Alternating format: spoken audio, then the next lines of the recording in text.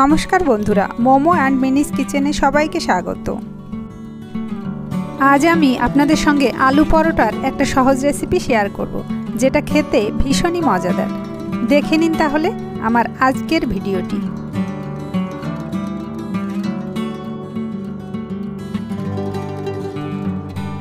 প্রথমেই আলুর পুর বানানোর জন্য আমি 3টি আলু নিয়েছি। আলু ডুমো ডুমো করে কেটে ধুয়ে পরিষ্কার করে নিয়েছি।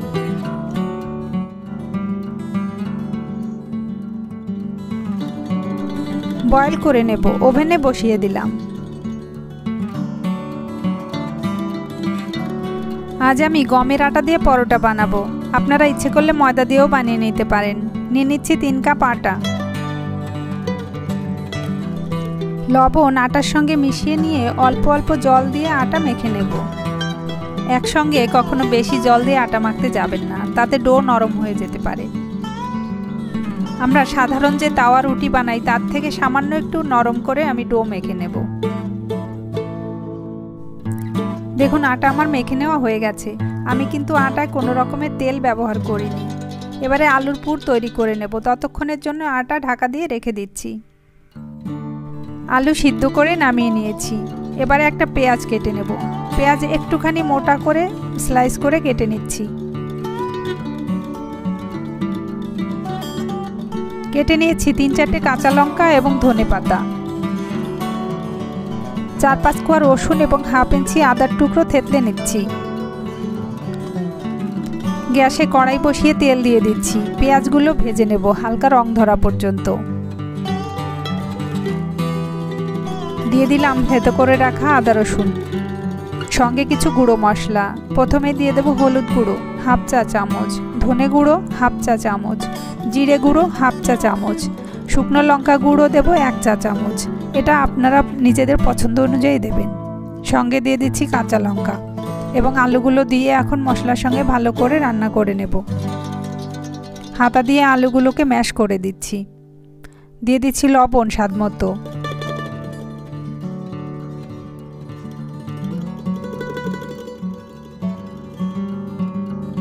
দেখুন আলু পুরোটাই ম্যাশ করে নিয়েছি।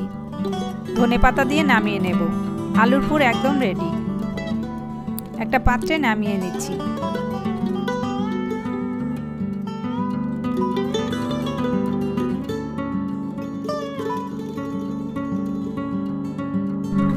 আলু ঠান্ডা হওয়ার পর এরকম বলের আকার করে নিচ্ছি পুর ভরার জন্যে। নিশ্চয়ই আপনারা বুঝতে পারছেন আটা কতটা নরম রয়েছে। এরকম নরম ডো বানিয়ে নিতে হবে। এবার আটার থেকে লেচি কেটে নেব। যে কটা পরোটা বানাবো আমি সেই কটা লেচি কেটে নিচ্ছি। থালায় শুকনো আটা ছড়িয়ে দিয়ে লেচিগুলো রেখে দিচ্ছি। দেখুন সবগুলো লেচি আমার কেটে নেওয়া হয়ে গেছে।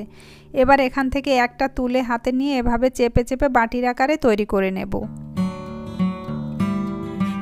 দেখুন বাটির মতো তৈরি হয়ে গেছে। এবারে একটা আলুর বল ওখান থেকে নিয়ে চারপাশ থেকে আটা নিয়ে মুখটা সিল করে দেব। মুখটা ভালো করে বন্ধ করতে হবে, যাতে বেলার সময় ওখান থেকে ফেটে আলু বেরিয়ে না যায়। লেচির গায়ে শুকনো আটা ছড়িয়ে দিয়ে এবার বেলে নিচ্ছি।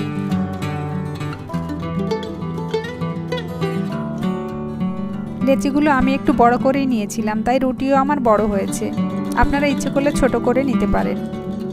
তাওয়ায় দিয়ে দিচ্ছি সামান্য তেল। তেল গরম হতেই সেখানে পরোটা নিয়ে ভেজে নেব।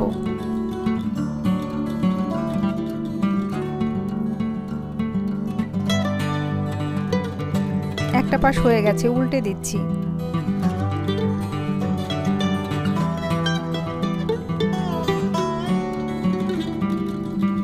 দেখুন পরোটা সুন্দর ফুলে উঠেছে। আমি তেল ছাড়াই ভাজবো। আপনারা ইচ্ছে করলে এখানে বাটার অথবা ঘি অথবা তেল যে কোনো একটা কিছু দিতে পারেন। পরোটা আমার ভেজে নেওয়া হয়ে গেছে। এবার নামিয়ে নিচ্ছি। এভাবেই একে একে সবগুলো পরোটা ভেজে তুলে নেব। সবগুলো পরোটা আমার ভেজে নেওয়া হয়ে গেছে। এবারে আপনাদের একটা ছিঁড়ে দেখিয়ে দিচ্ছি। দেখুন পরোটার ভেতরে আলু চারিদিকে সমানভাবে ছড়িয়ে আছে।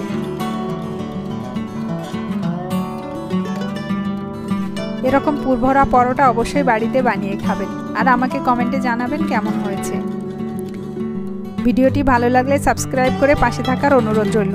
বেল বাটনটি অবশ্যই প্রেস করে দেবেন যাতে আমি নতুন ভিডিও আপলোড করলে সবার আগে পৌঁছে যায় আপনার কাছে। ফিরে আসবো নতুন কোনো ভিডিওর সঙ্গে। ততক্ষণ ভালো থাকবেন। নমস্কার।